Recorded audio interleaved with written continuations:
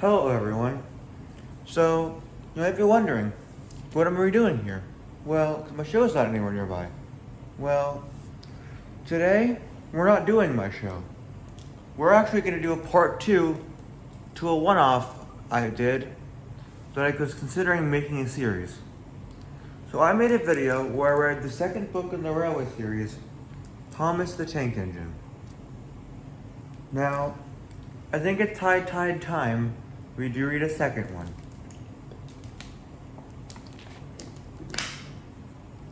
Today's book is book 3 in the Railway series, James the Red Engine.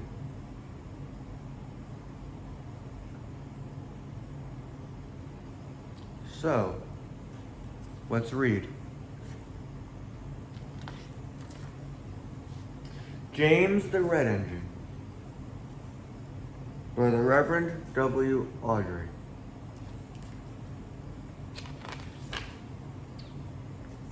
Here's our foreword. Dear friends of Edward, Gordon, Henry, and Thomas, thank you for your kind letters. Here is the new book for which you've asked. James, who crashed in the story of Thomas the Tank Engine, settles down and becomes a useful engine. We are nationalized now.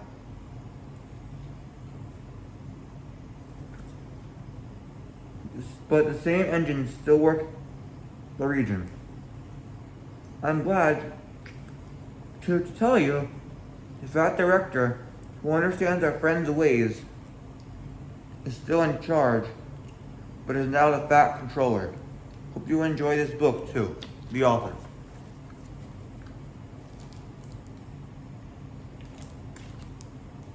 Okay. Very much good. Story. Okay. Story 1. James and the Top Hat. You know it's a little backwards for you guys? That's just the way my camera is. Sorry, guys. But James and the Top Hat. James was a new engine who lived at a station at the other end of the line. He had 2 small wheels in the front and 6 driving wheels behind. They weren't as big as Gordon's, and they weren't as small as Thomas is. They're a special mixed traffic engine, the fat controller told him. You'll be able to load coaches or trucks easily, but trucks are not easy things to manage. On his first day, they had pushed him down a hill into a field.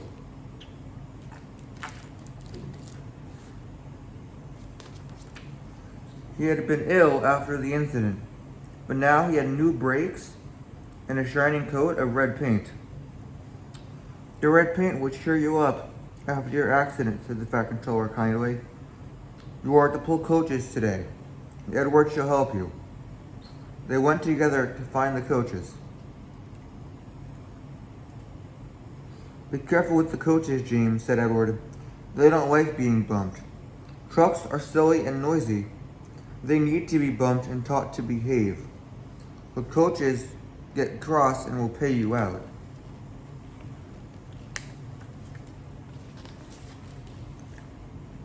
They took the coaches to their platform and were both coupled in front.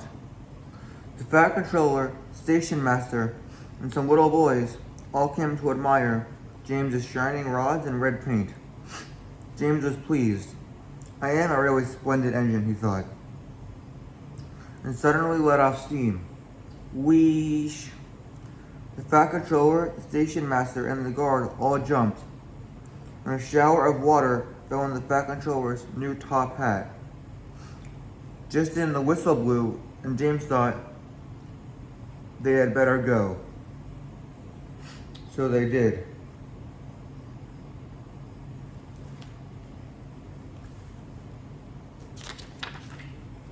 Go on, go on, go on, he puffed to Edward. Don't push, puffed Edward, for he did not like starting quickly. Don't go fast, grumbled the coaches. But James did not listen. He wanted to run away, for the fat controller called him back. He didn't want to stop at the first station. Edward tried hard to stop, but the two coaches in front were beyond the platform before they stopped, and they had to go back to let the passengers out.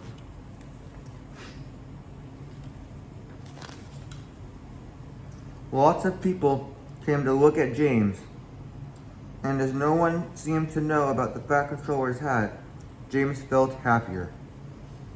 Presently, they came to the junction where Thomas was waiting with his two coaches. "Hello, James," said Thomas kindly. "Feeling better?" "That's right." "Ah, that's my guard's whistle. I must go. Sorry I can't stop. I don't know what the Fat Controller would do without me to run this branch line." And he puffed off importantly with his two coaches into a tunnel. Leaving the junction,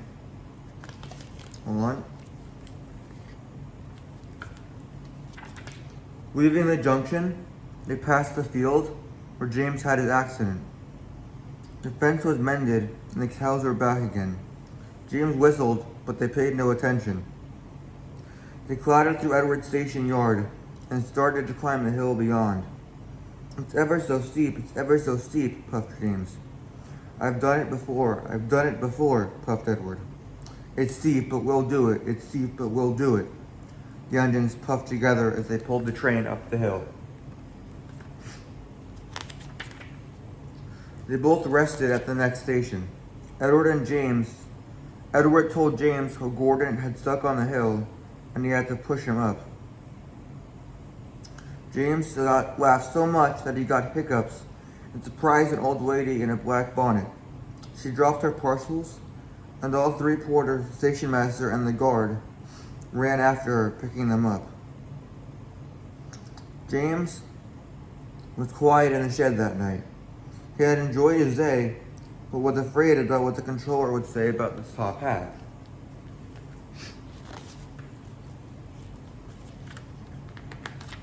James and the Bootleys. Next morning, Fat Controller spoke severely to James. If you can't behave, I shall take away your red coat and have you painted blue." James did not like that at all, and he was very rough with the coaches as they brought them to the platform. Come along, he called rudely. All in good time, the coaches grumbled. "Don't talk, come on," answered James. And with the coaches squealing and grumbling after him, they snorted into the station. James was cross that morning. The Fat Controller had spoken to him. The coaches had dawdled, and worst of all, he had to fetch his own coaches. Gordon never does, thought James, and he is only painted blue. Splendid red engine like me should never have to fetch his own coaches. And he puffed and snorted round to the front of the train and backed onto it with a rude bump. "Oh," groaned the coaches, "that was too bad." To make James even more cross, he then had to take the coaches to a different platform where no one came near him as he stood there. The Fat Controller was in his office. The station master was at the other end of the train with the guard, and even the little boy stood a long way off.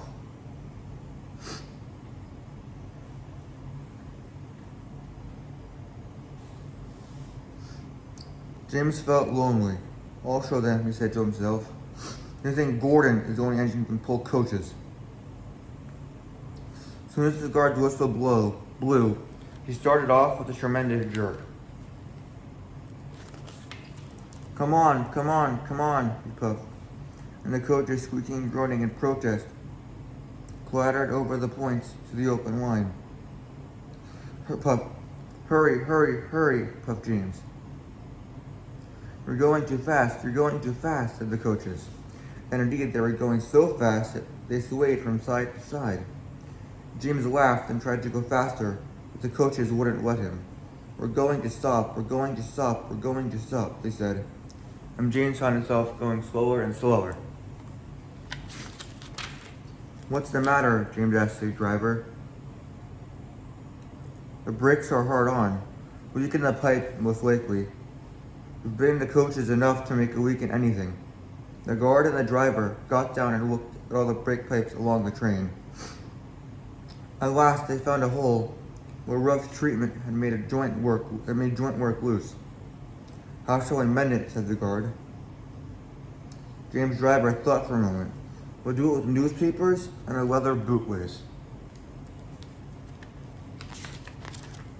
Wait, well, where's the bootlace coming from? Asked the guard. We don't have one. Ask the passenger, said the driver. So the guard made everybody get out. They all said no, except one man in a bowler hat, whose name was Jeremiah Jobling, who tried to hide his feet. You have a leather bootlace there, I see, sir, said the guard. Please give it to me. I won't, he said. And the guard said sternly, I'm afraid this train will just stop where it is. The passengers all told the guard, the driver, and the fireman what a bad railway it was. But the guard climbed into his van, and the driver and fireman, James, let off steam. So they all told Jeremiah Jobling he was a bad man instead. At last, he gave them his laces. The driver tied and padded newspapers tightly around the hole, and James was able to pull the train. But he was a sadder and wider James, and took care never to bump coaches again. Troublesome trucks. James did not see the Fat Controller for several days. They left James alone in the shed, not even allow him to go out and push coaches and trucks in the yard. Oh dear, he thought sadly. I'll never be allowed out anymore. I shall have to stay in the shed for always, and no one will ever see my red coat again. James began to cry.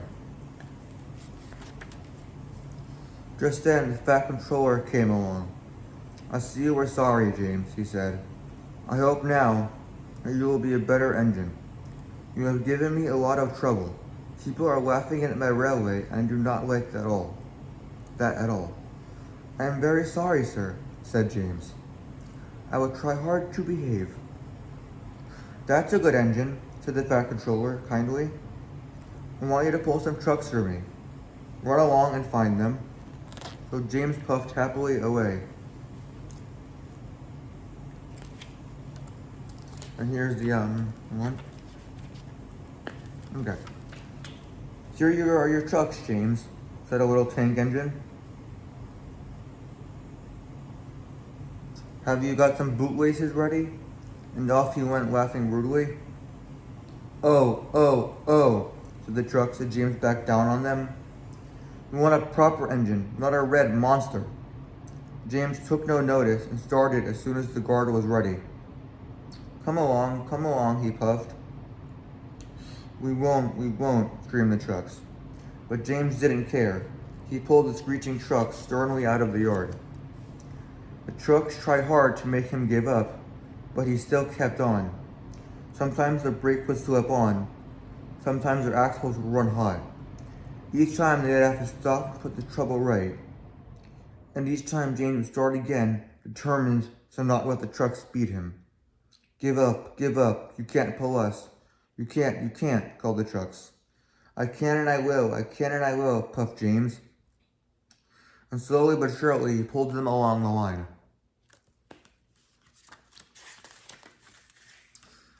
At last he saw Gordon's Hill. Look out for trouble, James, warned his driver. We'll go fast and get them up before they knew it. Don't let them stop you. So James went faster, and they were soon halfway up the hill. I'm doing it, he panted. But it was hard work. Will the top never come, he thought? With a sudden jerk, it all came easier. I've done it, he panted. Hurrah, he thought, it's easy now, but his driver shut off steam. They've done it again, he said. We left our tail behind. The last 10 trucks were running backwards down the hill. The coupling had snapped. But the guard was brave. Very carefully and cleverly, He made them stop. Then he got out and walked down the line with his red flag. That's why it leads, said James as he backed the other trucks carefully down. What silly things trucks are. There might have been an accident. Meanwhile, the guard had stopped Edward, who was pulling 3 coaches. Shall I help you, James? He called. Oh, Edward. No, thank you, answered James. I'll pull them myself. Good. Don't let them beat you. So James got ready, and with a peep peep, he was off. I can do it, he puffed. He pulled and puffed as hard as he could. Peep, peep, peep. You're doing well, whistled Edward, as James slowly struggled up the hill, with a cloud of smoke and steam pouring from his funnel. I've done it, he panted and disappeared over the top.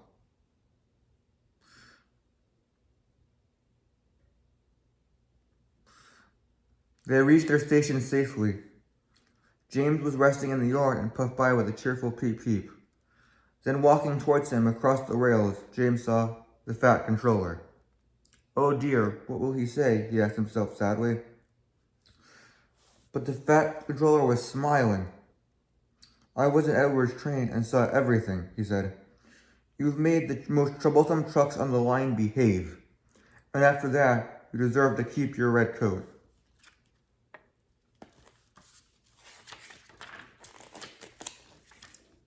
James and the Express.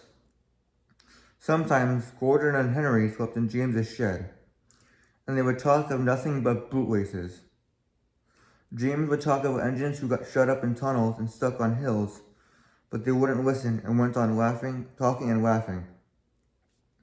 You talk too much, little James, Gordon would say. A fine, strong engine like me has something to talk about. I'm the only engine who can pull the Express. When I'm not there, they need 2 engines. Think of that. I have pulled Expresses for years and have never once lost my way. I even know the right line instinct, Gordon proudly. Every wind engine knows that the signalman works the points to make engines run on the right lines.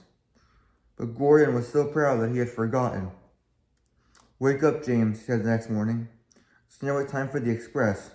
What are you doing? Odd jobs? Ah, well. We have to begin somewhere, don't we? Run along now and get my coaches. Don't be late now.